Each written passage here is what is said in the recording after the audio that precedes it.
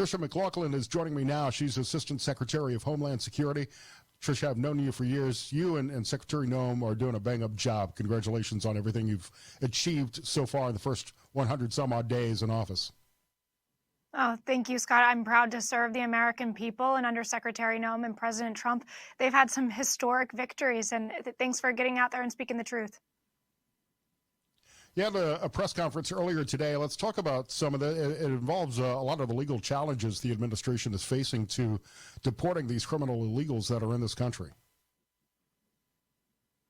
Yeah, Scott, we've faced a historic number of injunctions in this administration from activist judges. This is just the latest example. We had a third country deportation flight that held 8 individuals. Scott, these are the worst of the worst individuals. There's murderers, child rapists, even an individual who raped a individual who is mentally disabled. Really disgusting. And the fact that this Massachusetts judge is trying to step in and intervene and take these people back to our country, it just shows exactly who they are. The contrast is incredibly stark.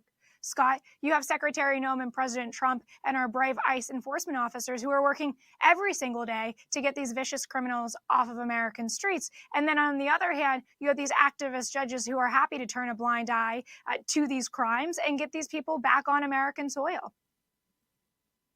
You've got this latest judge is from Massachusetts. We've got more than 10 million illegals in this country, and President Trump has secured our border in record time. I don't believe anybody expected him to get it done as quickly as he has, but we still have all of these millions of illegals in this country, many of them dangerous criminals and gang members that we need to get out and send back to their home country.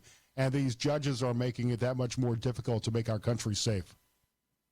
It's so true, Scott. I mean, you heard about the latest at Delaney Hall Detention Facility, which is a detention hall in Newark, New Jersey that holds the worst of the worst. They hold MS-13 gang members, known terrorists, murderers, convicted rapists, really disgusting people. And yet there are 3 members of Congress and even the mayor there who are calling for these people to be allowed out off of onto American soil. So these are the kind of activists that we're fighting every single day. And by the way, Scott, when these politicians and activist judges continue to vilify our men and women in uniform, there's real consequences. Our ICE enforcement officers are facing a 400% increase in assaults against them. It's disgusting, it's un-American, and it must be stopped.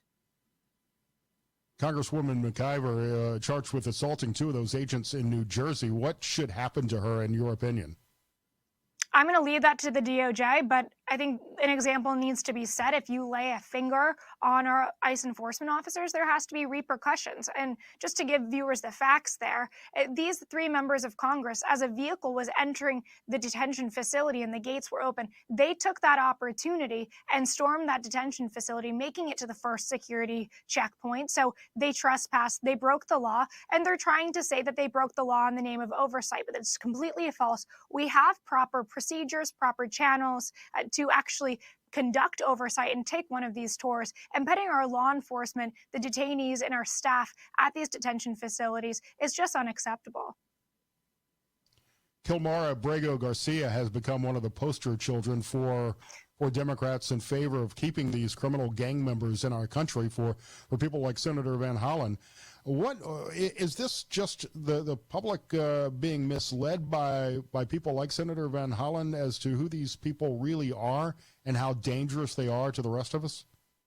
It's a little bit shocking that this is the hill that Senator Van Hollen and many Democrats have decided to die on. Kilmara Abrego Garcia is anything but an innocent man and an innocent father, as the media would have you believe. He was involved in human trafficking, in labor trafficking. His own wife has testified that he hit her, that he grabbed her, bruised her, pulled off her shirt, was threatening her and her children, was detaining her against her will. And oh, by the way, he was arrested with other members of MS-13. He was decked out in MS-13 symbols with drugs and rolls of cash. This is not an innocent individual. And if that's who they want to lionize, celebrate, glorify, then go for it, because who we're going to glorify and protect is the American people and the American victims, Scott. We're talking to Tricia McLaughlin. She's Assistant Secretary of Homeland Security here on SuperTalk, Mississippi. Mississippi is not really getting all of the headlines that other states have, but there's still an immigration, a problem with illegal immigration in Mississippi. You've got I-10 and other highways that run through the state that turn it into a highway for drug trafficking, for human trafficking. The state, however, unlike other municipalities, cooperating with agencies like ICE to do something about it and protect the people of Mississippi. Yeah, absolutely. And I mean, Tren de Aragua, for example, they are one of the most vicious gangs in this country, human trafficking. And there's a new group that's coming up and emerging. It's called Anti-Tren. It's a rival to Tren de Aragua, and we're finding that they're really exploiting more rural and country areas because there's not as much law enforcement present. In these early days of these gangs, as we work to thwart them, we know that they become more and more violent because they're trying to establish themselves, establish their turfs against other gangs. So it's a real problem out there, and that's what Secretary Noem, President Trump, and our brave law enforcement officers who are on the front lines of combating this kind of violent criminal activity every single day.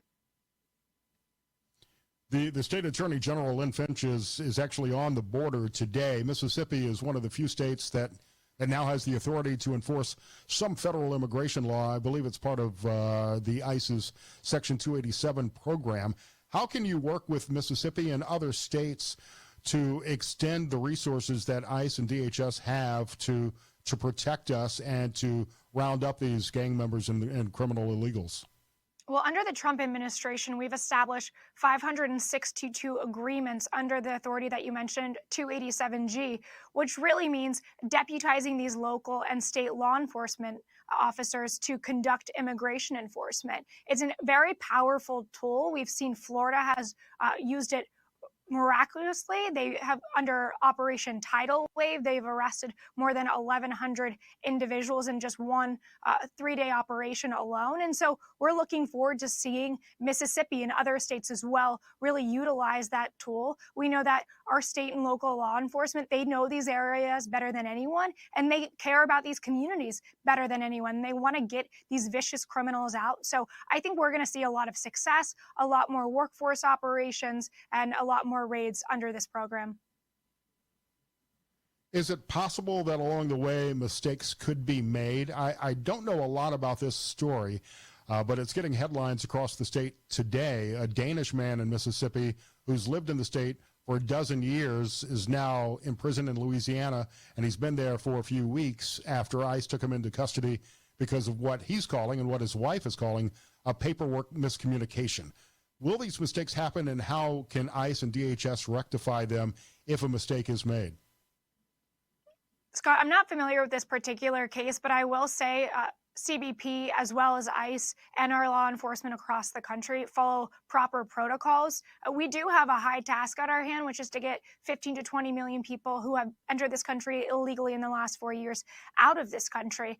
But when mistakes are made, and if they are made, we make sure we remedy them incredibly quickly, and that we get the people that there was an issue with taken care of. So again, I'll have to come back and give you the details of this, but what we've seen a lot of is a lot of fake stories, a lot of lies out there, and we've had to really combat them, hand-to-hand combat on them.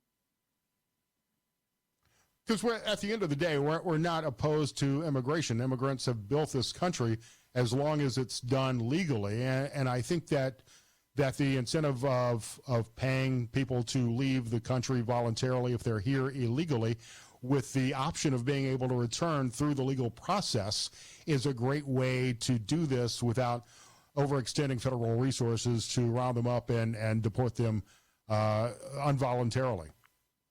Exactly. This was a nation, our founding is a nation of legal immigrants, and we celebrate that. But you cannot enter this country illegally and expect to be able to stay here as you continue to break the law. So, Scott, you laid it out, but just to remind viewers what DHS and what the Trump administration is offering those who are illegally in this country, it costs about $17,000 to arrest and deport an individual. So we are going to save the taxpayers 70% by offering to fly these illegal immigrants out of this country. They also get a $1,000 stipend and potentially the opportunity to return the legal right way. But if not, if they don't take advantage of this opportunity, we will find them, we will arrest them, and we will deport them, and they will never be allowed to return. The choice is crystal clear, and we hope people take advantage of self-deportation. Tricia McLaughlin, Assistant Secretary, Homeland Security, doing a bang-up job. Thank you so much for your time. It's great to see you, Tricia. Scott, appreciate you. Have a great day. Middays with Gerard Gibbert from the Element Wealth Studios on SuperTalk, Mississippi. I'm Scott Sands.